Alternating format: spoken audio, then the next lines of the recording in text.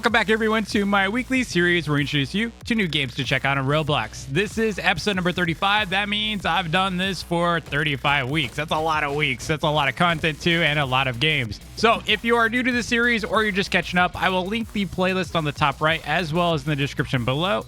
Definitely don't miss out on those episodes because there's some really good ones. This week is no exception, though. We have a lot of cool games for you to check out this week. And as usual, pretty much all the violent stuff and the scary stuff is going to be at the end. So don't worry. So I'm just going to get straight into it. If you like discovering new games and you want to support the series, please hit that like button. It does help a lot. Also subscribe if you don't want to miss out on future episodes like this one. Our first game here is called Monkey Raft, and you play as this monkey taking a trip on a raft. Essentially, it's a crafting game. It's a survival game. And you can go alone or you can join other players. It's probably a little bit easier with other players. I kind of went solo on this one when I played it, and it's pretty cool. So you explore various islands, you kill mobs, you can, take down rocks, trees, as you'd expect in any kind of like survival game. If you ever play like games like Booga Booga, even islands or anything like that. I mean, essentially you got to go and craft stuff. So in order to be able to craft stuff, you need to gather different items to be able to craft. All the while, you got to survive the storm. The storm is like a battle royale style storm that closes in on you. If you've ever seen like Fortnite, it's kind of the same thing. And it pushes you to the center of the map. You need to reach that in time or else the storm's going to start destroying not only you, but also your boat. So your boat can take damage. It's kind of like build a boat for treasure in that you got these like squares around you, right? And these squares around your raft are essentially sections that can be destroyed. And you can replace them, of course, if you get them destroyed, because it is a crafting game. To be able to replace them, you can go and craft another one and place it on like a corner and such. You can pretty much customize the build of your raft. And there's different tiers of this, but the first tier is just like, I think, like it looks like wood. And so you can use sticks to craft the first square. And if you don't want to have to craft them, you can also pick them up sometimes on various islands that you explore. There are dangers on the various islands. So there could be sharks, there's crabs, there's kind of weird plants that cause damage to you, could kill you. Also, you do need to, like I said, get to the center of the map before the storm hits you. At the center, you're going to find this exit point, which you need to go into.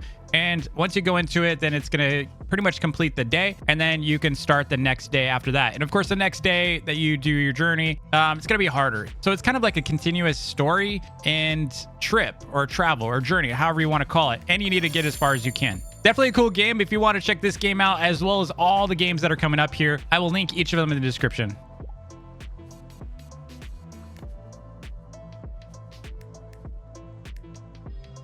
Our next game is called A Superhero Breakfast. It's a charming noob story game. You've seen them, tons of them. And this one, though, you play as a superhero solving all of your neighbors' problems, like rescuing a kitten stuck in a tree. You can clear out someone's backyard with your powers because, they're all stressed out about their backyard needing to be cleared. You can do that pretty much in seconds.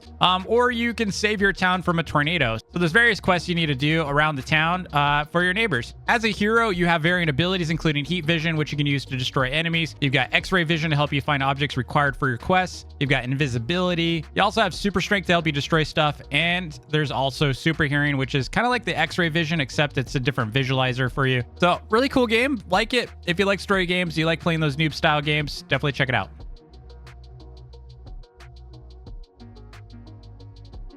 Next, we have a game called Work as a Loan Officer. It is a game inspired by Papers, Please, and reminds me a lot of I'm Not Your Neighbor or Not Your Robloxian style gameplay, where you have to pay attention to various details about the person in front of you and whether or not you're going to accept or decline them. So inside, Trespass and Not Your Robloxian, you have to make sure they're even allowed to be across or they kill you. In this game, it's not like that. This game, it's more about obviously being a loan officer. Your job as a loan officer is to review the purpose of the applicant's loan. So is it for starting a business? Is it buying a house? And you also have to look up their credit reports and make sure their information is accurate. For example, is their identification expired? Does their name match their identification? Things like that. And you also only approve applicants who have a credit score of 500 or higher. That's pretty surprising. I mean, 500 is pretty low. Eventually, the game becomes more and more difficult, where you need to keep it out for, criminals who are trying to steal someone's identity or they try to rob you.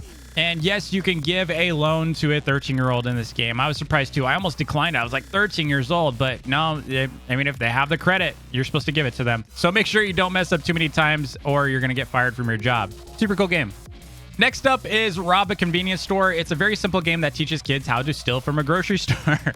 All joking aside, the game is pretty funny yet simple. And you basically just need to steal stuff, bring it back to the guy inside the bathroom who's going to buy it from you. And once you have enough money, you can buy upgrades from the rat in the bathroom stall, which is also kind of crazy. We'll get to that in a second. But with the money you earn from stealing, you can get faster shoes, so you can walk faster, you can get bigger backpacks, you can get, other perks that help you steal more from the store. And ultimately, you just need to steal and not get killed by this cop, because he does kill you. I mean, I've gotten killed I don't know how many times by this cop. It's scary. Now, I gotta say, if I took Roblox games too seriously, I'd question why the cop doesn't just kick everyone out of the bathroom to solve his problems. But hey, it's a Roblox game and it's fun.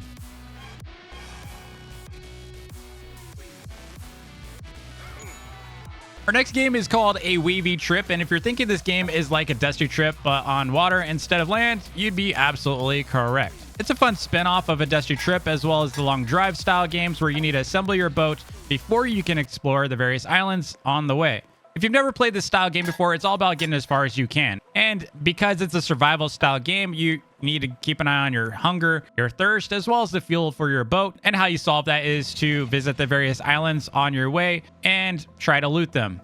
Now, similar to the other games, instead of mutants, you have islanders who do go and try to kill you. I couldn't figure out how to kill them, though. It's likely just a skill issue on my part. I know you gotta, swing the item around, but I just couldn't do it. I was dying. They also tend to sound like Minecraft zombies, of all things. So if you like this genre, definitely go check it out. It does take about 10 minutes to set up your boat at first, so you need to make sure you have a little bit of time for this game. Assuming you're actually trying to gather as much stuff as possible for survival. Like, I loaded up on water, I loaded up on food and things like that. So if you're just trying to get out there, you could probably get out there in a couple minutes.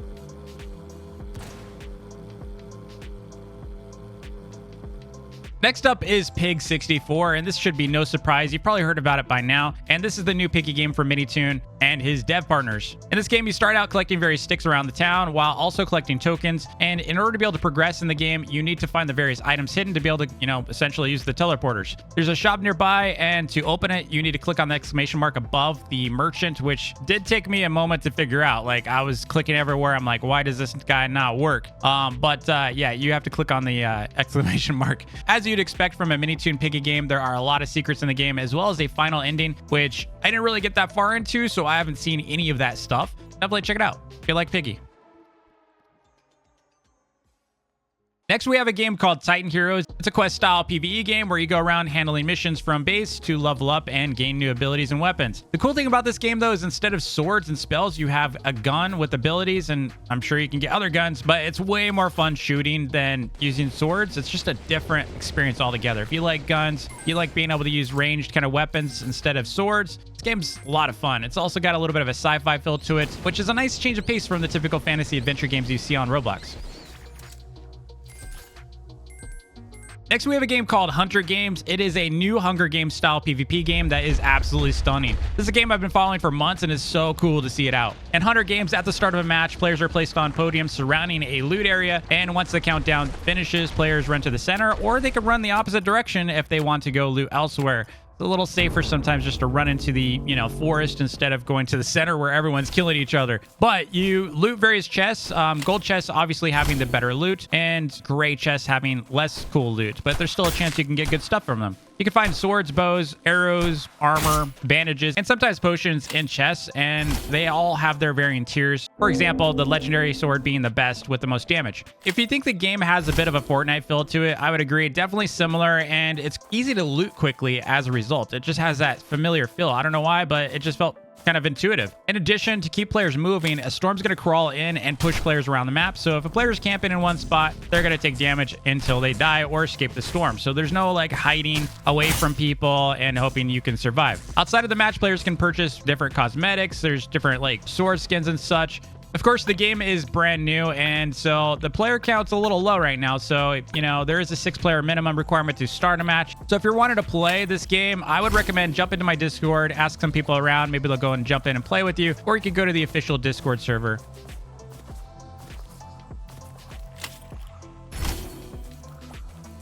Our next game is called Blood, Sweat, Pixels. It's a new item randomizer game where you join a pixelated looking battle arena and you get 3 random items to use to kill your opponents with. Every time you respawn, which is going to happen a lot because you will die in this game, you get a new set of items. So that's the randomizer part. They never really end up with the same stuff. It's always random. It's always different, kind of like a little bit of a lucky block feel to it.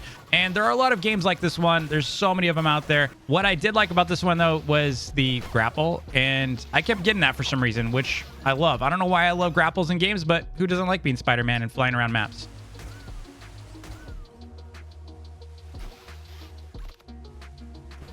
Next up, we have a game called Roach, which is a fun new story and puzzle style shooter. The game is chapter based, so you can explore various chapters with other players or friends. In chapter 1, you begin in tunnels and you need to complete a variety of tasks like finding fuel for generators, finding keys to various doors, and eventually you're going to encounter the first wave of roaches, which are pretty gross. They give you a crowbar to start with, and eventually you're going to get guns and such. A bit later in the game, you're going to experience the Roach Zombies and boss, which is pretty cool. It's just a cool take on story games, and I think it's one you're going to enjoy.